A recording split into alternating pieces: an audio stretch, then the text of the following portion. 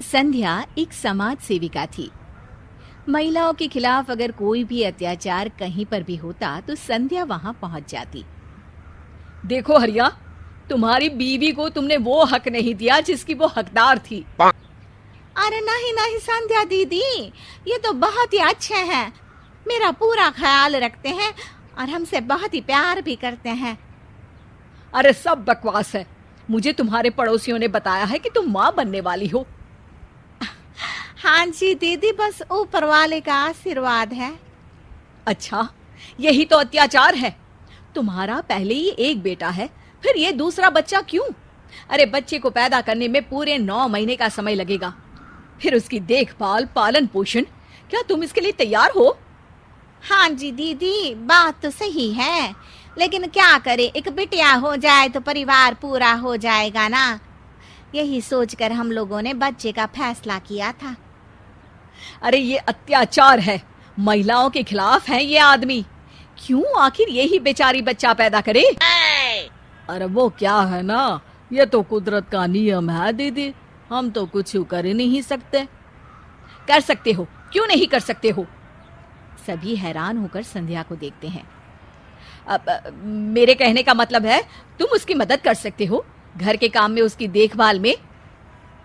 हाँ हाँ, वो तो हम जरूरी करेंगे दीदी, आप ना निश्चिंत होकर जाइए जी। संध्या वहां से चली जाती है। अगले दिन औरतों के जमावड़ों के बीच, देखो मैं साफ कह दे रही हूँ कि महिलाओं को घर में बराबरी का दर्जा मिलना चाहिए।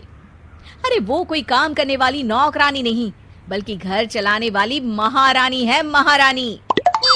अरे सही कह रहे हो दीदी, सारा दिन हम घर का काम करती रहती हैं। अरे हमारा भी तो मन करता है कि झोला उठाए और निकल जाए खरीदारी में। अरे तो क्यों करती हो काम? 2 दिन ना करो, सारा परिवार सही हो जाएगा।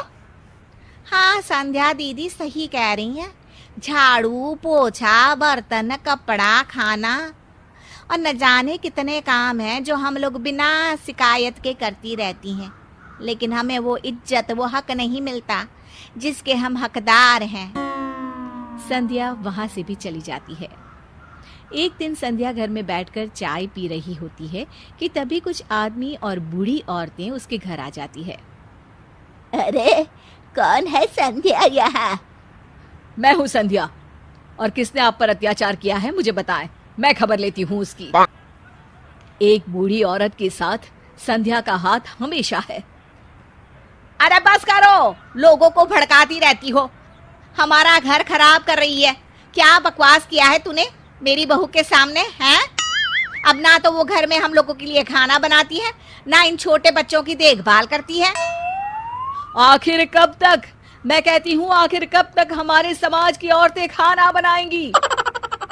अरे ठीक कह रही है बहन जी, अब हम एक काम करते हैं, हम घर संभाल लेते हैं और औरतों को कहते हैं कि बाहर से पैसा कमा लाए। अरे वो भी तो जरूरी है ना, कमाएंगे नहीं तो खाएंगे क्या? संध्या सोच में पड़ जाती है। तभी वहां वो औरतें भी आ जाती हैं जिन्होंने संध्या के कहने पर घर का काम करना छोड़ा था। नहीं नहीं, मैं घर का काम कर लूंगी, लेकिन बाहर जाकर पैसे नहीं ना कमाऊंगी। हाँ। अरे क्यों भाई, एक तो काम करना ही पड़ेगा ना, या तो घर का या बाहर का। हाँ बहू, पति पत्नी गाड़ी के 2 चक्के की तरह होते हैं, दोनों मिलकर ही तो गृहस्थी चलाते हैं। इसमें हक नौकरानी या बेइज्जती जैसी कोई बात होनी ही नहीं चाहिए।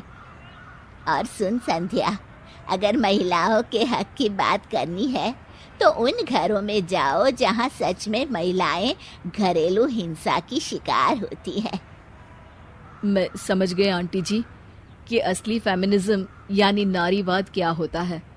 मैं आगे से ध्यान रखूंगी कि मेरी कही बात सिर्फ हवा में फेंकी तीर ना हो।